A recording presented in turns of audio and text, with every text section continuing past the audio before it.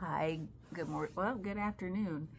So this is a slightly different view. I'm in a hotel, away at a training, and it's my lunch period, and I am going to do a tarot combo with you. So thank you for being here. Well, let's see what's gonna come up today. Sorry, I don't know. All right, so I didn't bring anything to help with this, just a phone and some cards. So thanks again for checking in with what energy is here with us today. So let's see. Ooh. We have the Seven of Cups challenged by the Queen of Cups. Oh, okay. Something about kind of holding and containing is coming up. So let's see what this is about. Almost like how all different things are inside of, like we'll figure out what it means for us, right? But the feeling I'm getting is how we are a multitude of so much that we hold, like all the emotions, like each of us have held every single emotion that can be named, that can be felt. Is there any one of them that you have not felt?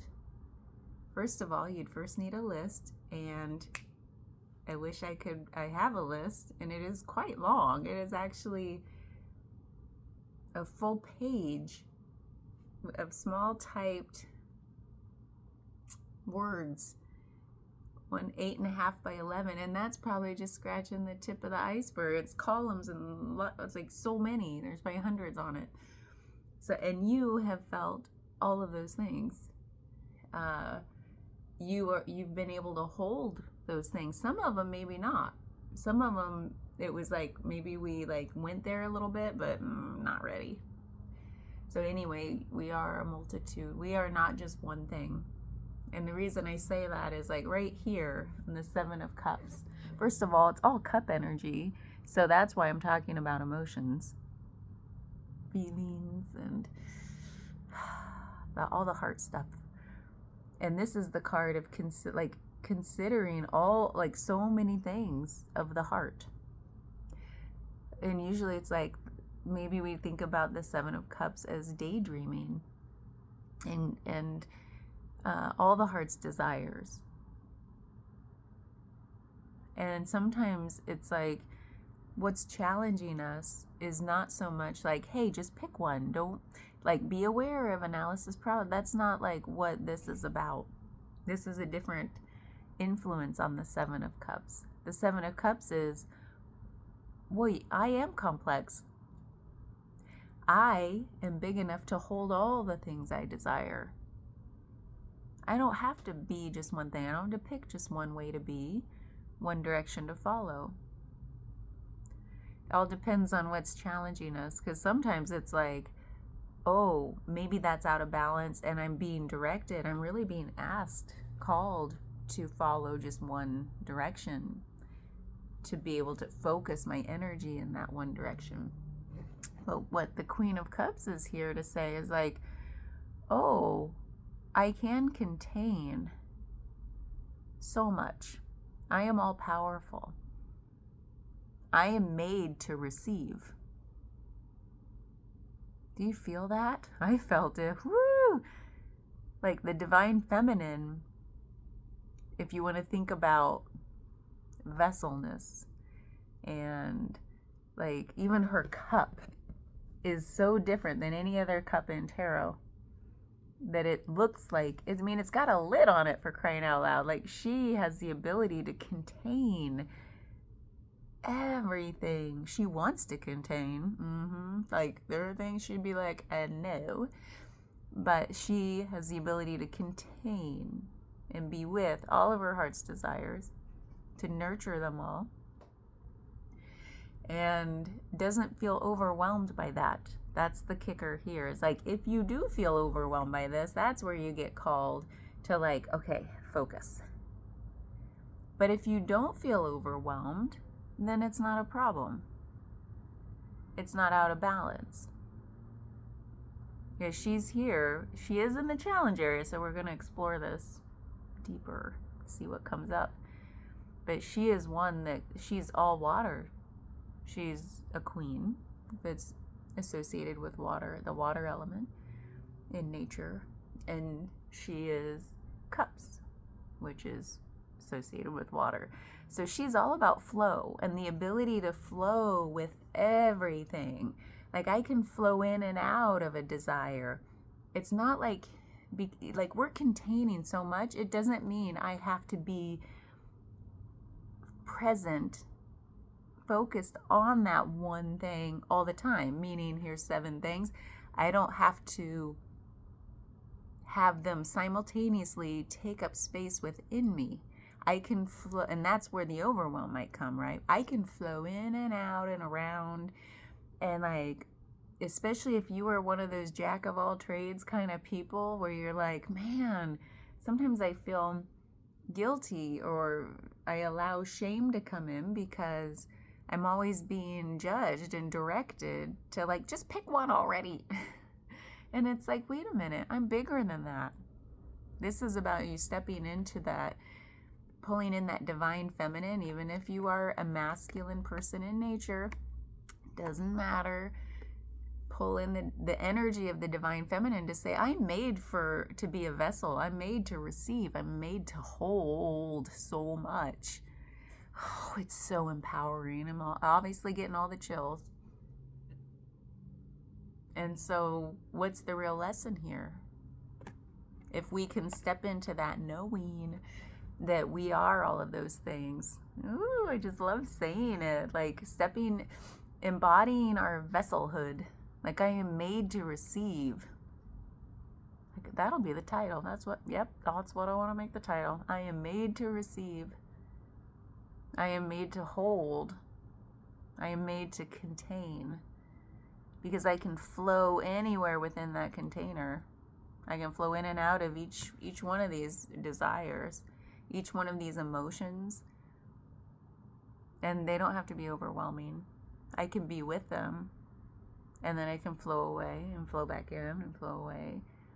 So whatever it is to you in your life that feels like a heart's desire, or something you're really asked to, like, be with without overwhelm, first of all, just know that you are big enough to be that vessel to contain all of that. You really are. You don't have to be just one way or another. That's either or thinking. It's black and white. It keeps us small. It keeps us pigeonholed. That's kind of like a cultural programming I feel like a lot of us get from a very young age. Like, what do you want to be when you grow up? Fireman, policeman. Don't get me wrong, we need those. But it's not the only thing. Even within the realm of fire protection, in the realm of police person, there's like a plethora of avenues, right? It's just, those are 2 silly examples. Those are just the first ones off my head. But it could be anything, that's how we're programmed from a young age. No one tells us about, like, oh, there's like advocacy work under each of those. There's educational work under each of those. There's just like, when you think about, I don't even know, I'm not even educated in these areas, but you can dream up, like, when we get into adulthood and we turn around and say, no one ever told me that I could pursue that under the umbrella of the thing that's on the what do you want to be when you grow up list. And it's like, my high school counselor didn't even help me with that, And shout out to all the high school counselors. I bet you're overwhelmed. How do you in the world keep track of hundreds of students and nurture and coach every single one? Like, good job for what you are able to do and the impact you are having. But it's like, we need more counselors. We need more guides, for our young people. But that's not what this is about. So, and I need to sit up. But how could this idea of I am made to receive and hold and nurture so many things, without overwhelm? And maybe that's the challenge, is to recognize when we are maybe flowing too wildly, in and out. Where's our own sense of calm within the ability to flow? Like, I can flow in and out of so many interests. And then it's like, well, sometimes the question is how much to give to any one of these things. If I'm made to receive, where's the other side of that, which is giving of my attention, giving of my nurturing nature to any one of these things, to find my own balance within all that I can hold. And I feel like sometimes I feel that as a challenge, is like, what's the giving part of that equation when I can hold so much? Like, I don't have to play small because somebody said I have to pick one. And then yet, how can I nurture all of it in a balanced way where I don't feel overwhelmed? So maybe that's the question without an immediate answer. It feels like an exploration, especially because of a queen. She doesn't need answers right away. She has the ability to let things percolate. Because I feel like the masculine energy is like, hot flash, clarity, direction, action. She has the ability to sit with and be with nuance and ambiguity. She has the ability to sit with indecision without overwhelm, without a building of like, oh my God, time's running out, look how relaxed she is. And she's like, look at the expression on her face. It's like looking at that container. And maybe that's because it's all about what we notice in the symbolism. Is like, it almost looks like she has an intensity, because that's what the subtext of what I've been feeling is like this intensity of an inner multitude. Like, I don't know, power is one word for it, but it's like, I am so many things. I am so many things. And I can hold so many things. And look, her intensity is like directed at what she's holding. So I got all the chills. So it's like, here's duh, thanks universe. It's like, when we have that knowing of our ability to hold so many things without overwhelm, and the question that sometimes comes up is like, well, how do I nurture so many things to the fullest expression of what they could be if there are so many things? Like, the question in that question is, aren't I being diluted? Is my energy being dissipated, diluted, when it's spread across so many things, so many interests that I want to pursue?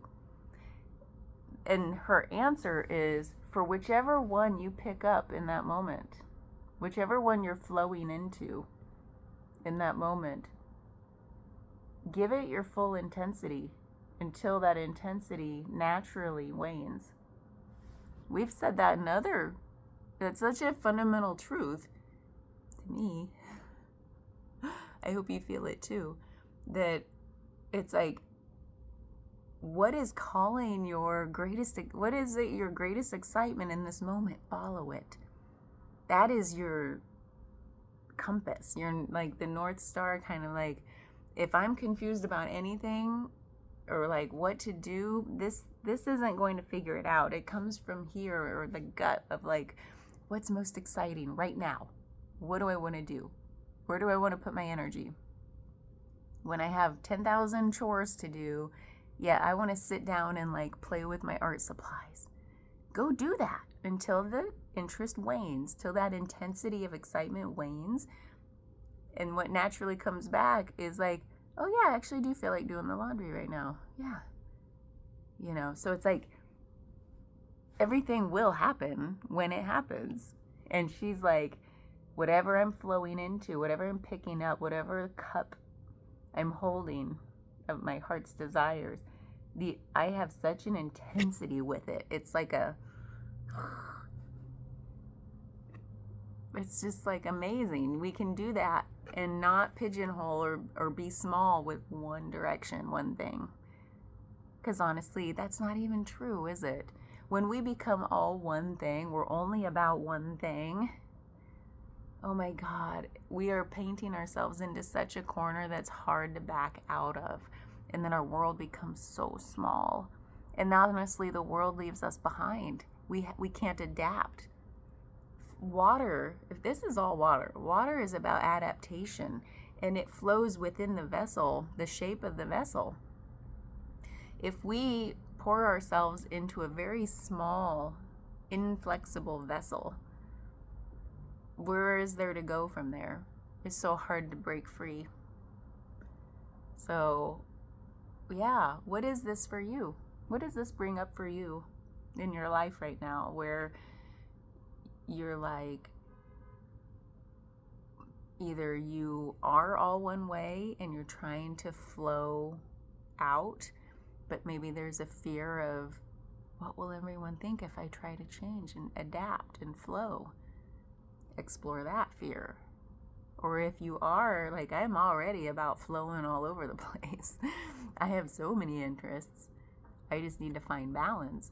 What does it bring up for you? That intensity of following the biggest excitement of the moment. And it's not about staying in your mind.